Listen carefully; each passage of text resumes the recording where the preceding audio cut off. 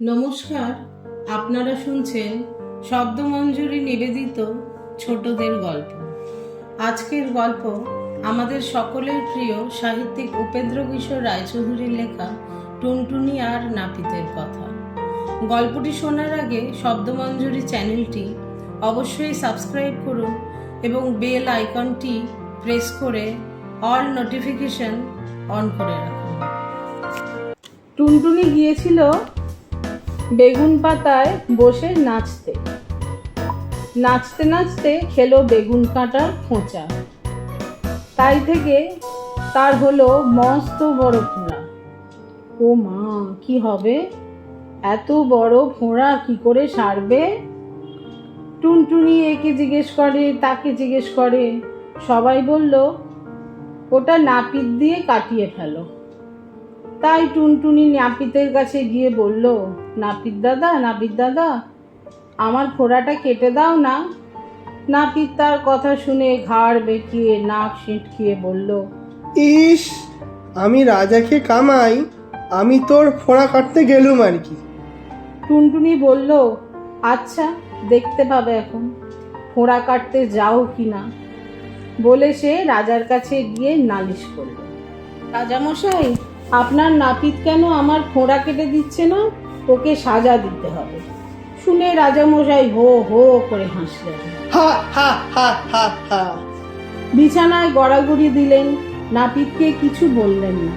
তাতে টুনটুনির ভারী রাগ হলো।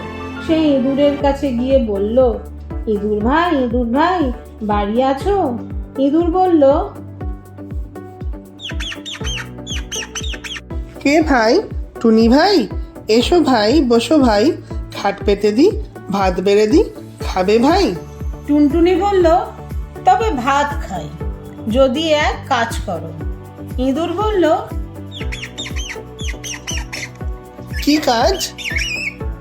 টুনটুনি বলল, রাজামশাই যখন ঘুমিয়ে থাকবেন তখন গিয়ে তার ভুঁড়িটা কেটে ফুটো করে দিতে হবে।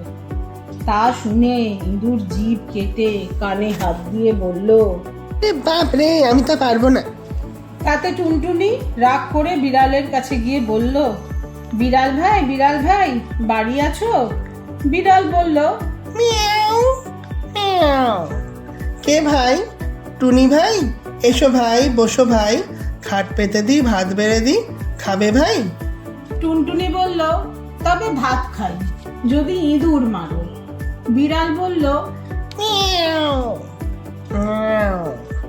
এখন আমি ইঁদুর টিঁদুর মারতে যেতে পারবো না, আমার বড্ড ঘুম পেয়েছে। শুনে টুনটুনি রাগের ভরে লাঠির কাছে গিয়ে বলল, লাঠি ভাই, বাড়ি আছো? লাঠি বলল, কে ভাই? টুনি ভাই, এসো ভাই, বসো ভাই, খাট পেতে দি, ভাত বেড়ে দি, খাবে ভাই? টুনটুনি বলল, তবে ভাত খাই, যদি বিড়ালকে ঠ্যাঙাও। লাঠি বলল, বিড়াল আমার কি করেছে যে আমি তাকে ঠ্যাঙাতে যাব? আমি তা পারবো না। তখন টুনটুনি আগুনের কাছে গিয়ে বলল, আগুন ভাই, বাড়ি আছো? আগুন বলল, কে ভাই? টুনি ভাই, এসো ভাই, বসো ভাই, খাট পেতে দি, ভাত বেড়ে দি, খাবে ভাই? টুনটুনি বলল, তবে ভাত খাই, যদি তুমি লাঠি পোড়াও। আগুন বলল, আজ ঢের জিনিস পুড়িয়েছি, আজ আর কিছু পোড়াতে পারবো না। তাতে টুনটুনি তাকে খুব করে বকে সাগরের কাছে গিয়ে বলল, সাগর ভাই, বাড়ি আছো? সাগর বলল, কে ভাই? টুনি ভাই, এসো ভাই, বসো ভাই, খাট পেতে দি, ভাত বেড়ে দি, খাবে ভাই? টুনটুনি বলল, তবে ভাত খাই, যদি তুমি আগুন নিবাও। সাগর বলল, আমি তা পারবো না। তখন টুনটুনি হাতির কাছে গিয়ে বলল, হাতি ভাই, বাড়ি আছো? হাতি বলল, কে ভাই? টুনি ভাই, এসো ভাই, বসো ভাই, খাট পেতে দি, ভাত বেড়ে দি, খাবে ভাই?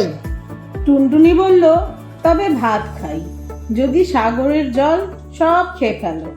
হাতি বলল, অত জল খেতে পারবো না, আমার পেট ফেটে যাবে। কেউ তার কথা শুনলো না দেখে টুনটুনি শেষে মশার কাছে গেল। মশা দূর থেকে তাকে দেখেই বলল,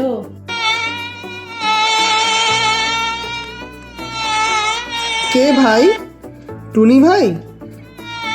এসো ভাই, বসো ভাই, খাট পেতে দি, ভাত বেড়ে দি, খাবে ভাই?